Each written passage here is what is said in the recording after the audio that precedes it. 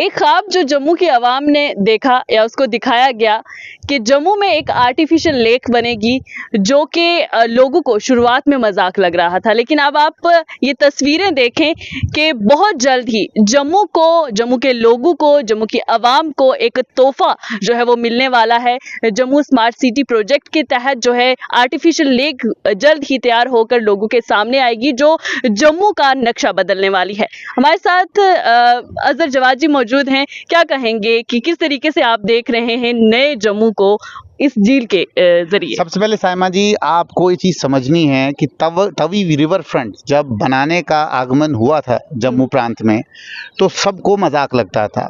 हमने भी बहुत सारी वीडियो जो है स्ट्रेट लाइन पे की और हमने ये बताने की कोशिश की कि कब ये बनेगा। लेकिन आज जब इसका अस्तित्व सामने आया, ख़ास तौर पे जब ये रेलिंग्स आप देख रहे हो और ख़ास तौर पे जिस तरीके का काम किया गया है, जो आप देख सकते हो कितना स्ट्रॉन्ग फुटपाथ बनाया गया है, कितना स्ट्रॉन्ग जो है इस तरीके से इसको खड़ा कर दिया गया है कि आने वाले वक्त में जब कभी भी, क्योंकि तवी में जब रेनी सीजन होता है तो बारिश की वजह से इसका बहाव बढ़ता है और उस बहाव बढ़ने के बाद जो है कहीं ना कहीं तवी का जो वाटर लेवल है बहुत राइज हो जाता है। मैंने तो अपने दौर में ये देखा है कि जो फोर्थ ब्रिज है और जो सेकंड ब्रिज है, मेन ब्रिज है, वो ब्रिजों के नीचे से पानी चला है।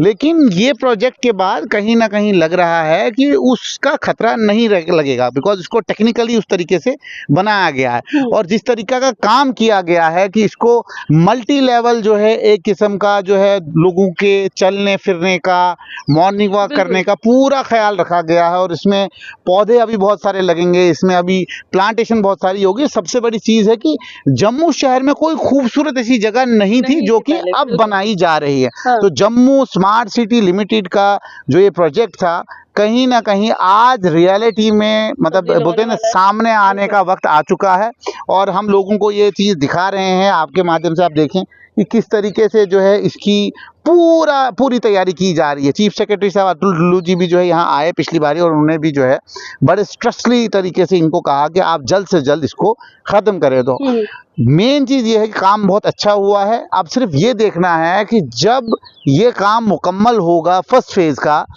उसके बाद झील किस तरीके की होगी, लोग किस तरीके से इसको एक्सेप्ट करेंगे और लोग किस तरीके से इसको देखेंगे। हाँ, जिस तरीके से हमने प्रोजेक्ट देखा है जो बन के तैयार होगा, उसमें हमने पार्क्स देखे हैं, एम्बार्कमेंट्स देखी हैं, हमने रेजिडेंशियल एरियाज देखे हैं, या हम कहें कि होटल्स जो हैं या कमर्शियल साइट्स जो हैं उनको भी बढ़ाया जाएगा, जिससे टूरिज्म भी बूस्ट होगा जम्मू का।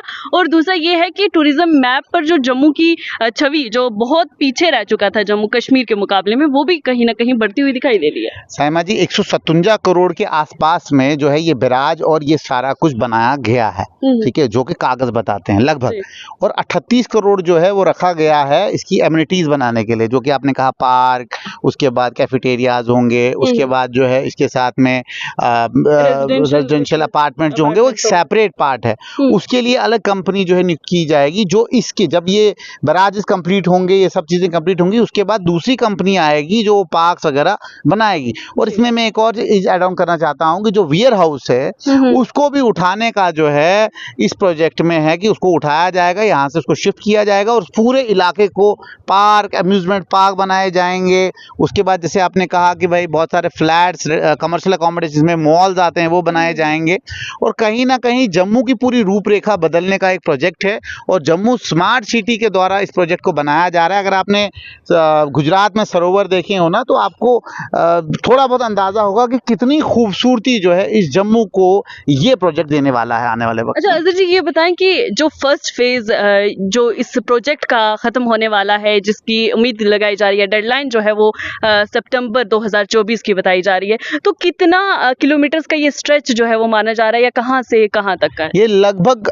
2.27 किलोमीटर का स्ट्रेच है, जो शुरू होता है हमारे जो है तवी ब्रिज से और ख़त्म होता है नीचे जो बेली चराना या यहाँ आप भगवती नगर भगवती लीजिए, भगवती नगर तक है ये।